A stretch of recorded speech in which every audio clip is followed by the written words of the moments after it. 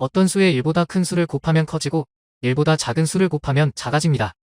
현실 탐욕 캐릭터 까까까까까까까까. 또까 2020년 4.15 총선 통합당에서 후보를 내지 않은 관악갑을 제외하면 서울에서 민주당의 당일 투표 득표는 158만 9천여 표, 통합당은 158만 7천여 표였습니다. 300만 명이 넘게 참여한 투표에서 양당 간의 표 차이는 놀랍게도 불과 2,200여 표. 사이좋게 절반씩 가져간 셈입니다. 그럼 사전투표를 살펴볼까요?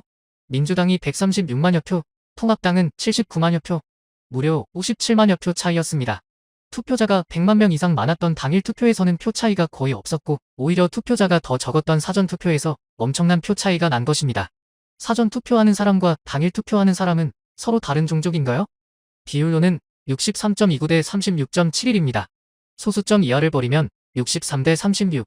이 비율은 두 정당의 당일 투표 득표 비율인 50대 50에 민주당은 1.27, 통합당은 0.73을 곱하면 나오는 비율입니다. 바꿔 말하면 통합당은 당일 투표에서 민주당에 100 가까이 압승을 거둬야 비로소 사전투표 득표가 비슷해질 수 있다는 얘기가 됩니다. 조작의 메커니즘을 좀 더 구체적으로 설명드리자면 서울 기준 민주당의 낙승이 예상되는 지역이나 반대로 승산이 없는 지역에서는 당일 투표 예측치의 1.27보다 작은 수를 곱하고 전략적으로 중요하거나 조작을 해서 승리를 거둘 수 있는 지역에서는 1.27보다 큰 수를 곱하여 득표를 조작했습니다. 예를 들어 우위를 점하는 강북 지역이나 열세가 확연한 강남 지역에서는 1.27보다 작은 수를, 상징적 의미를 갖는 종로에서는 1.27보다 큰 수를 곱해서 조작을 자행했습니다. 실제 데이터를 살펴볼까요? 우선 보실 곳은 전남 여수갑입니다. 당일 투표에서 민주당이 65%, 통합당이 35%를 득표한 곳입니다. 민주당의 경우 사전투표와 당일 투표가 거의 비슷하고 통합당의 경우도 아주 많은 차이가 나지는 않습니다. 크게 부자연스럽지 않은 이유는 조작 변수가 겨우 1.08이기 때문입니다. 이와는 반대로 조작 변수 1.57이 적용된 경북 성주의 예를 보시죠. 민주당의 당일 투표 득표율은 고작 17%대입니다. 통합당이 82% 이상을 득표했다는 얘기죠. 그런데 처참하게 패한 민주당의 당일 투표 때보다도 훨씬 많은 사람들이 사전투표소에 가서 투표를 했습니다.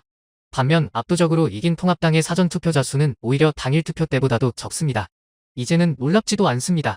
이렇게 자기적으로 정해진 틀 안에서 비율로 배분한 탓에 당일 투표 수치만 있으면 이런 간단한 공식만으로도 사전투표 득표를 근사치로 구할 수 있습니다. 예를 들어 당일 투표 득표율이 40%일 경우 사전투표 득표율은 60%가 되는 것이지요. 그리고 또 한 가지. 몰지각한 사람들의 주장처럼 사전투표에 진보 성향이 강한 유권자가 많이 몰린다고 치죠. 그렇다면 비슷한 당일 투표 득표율을 보인 타 지역에 비해 전국에서 진보 성향이 가장 강한 호남 지역의 사전투표 득표 비율이 눈에 띄게 낮았던 이유는 뭘까요? 그런데 이렇게 사전투표를 조작했다면 사전투표를 한 유권자들의 소중한 표는 어떻게 되는 걸까요?